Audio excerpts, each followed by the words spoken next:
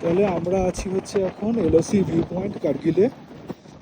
তো এই জায়গাটা হচ্ছে এরকম, যেখানে একটা সাইডে আমাদের কার্গিল আর একটা সাইডে রয়েছে পাকিস্তান। পাকিস্তান এগুলো ইন্ডিয়ারই ধরা হয়, অফিসিয়ালি ইন্ডিয়ারই।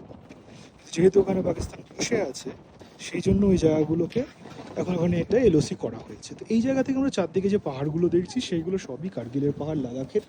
এবং এই রাফ মাউন্টেন টেরেনগুলো দেখলে মনে হয় যে কিভাবে এখানে মানুষ একটা সময় আর্মি অপারেশনস চালিয়েছে।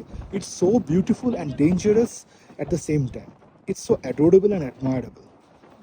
তো যাই হোক, এখান থেকে আমরা মোটামুটি আমাদের আজকের দিনের যে জার্নি সেটা দেখছি, স্টার্ট করেছি। এবং এখানে বৃষ্টি দাঁড়িয়ে আছে, মনোযোগ দিয়ে দেখছে এবং এনজয় করছে ভিউটা। কোন দিকে পাকিস্তান আর এটা?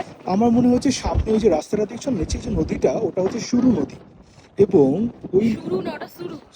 সুরু নদী। এবং ওই নদীর যে নিচে গা ঘেঁষে যে রাস্তাগুলো যাচ্ছে তলায়, যদি আমি একটু জুম করে দেখাই, ওই রাস্তাগুলো দিয়ে গেলে সামনে পাকিস্তানের অ্যাকচুয়াল যে বর্ডারগুলো সেটা পাওয়া যাবে। এবং এইখানের যে বিভিন্ন মাউন্টেন টেনের রাস্তাগুলো বিভিন্ন নিচে একটা করেছে।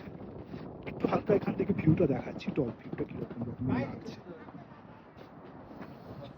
যাই হোক, এখানে আকাশে রোদ এবং মেঘের যে খেলা, তাতে খুব সুন্দর দেখা যাচ্ছে যে পাহাড়ে একটা শেড তৈরি হচ্ছে। এই জিনিস আমি কাশ্মীরে পাইনি, এই জিনিস আমি কেবল এই লাদাখে কার্গিলেই পাচ্ছি।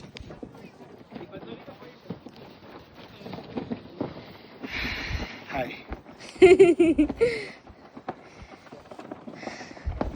কি সুন্দর ইন্ডিয়ান ফ্ল্যাগটাকে লাগছে, তিরঙ্গা। অপূর্ব লাগছে না? ধরো। ধরলাম। কেমন লাগছে? বলে বোঝাতে পারবো না, আই এম জাস্ট স্পিচলেস। এত সুন্দর এই জায়গাটা, এত সত্যি সুন্দর। কাশ্মীর একরকম ছিল আর লাদাখ টোটালি ডিফারেন্ট।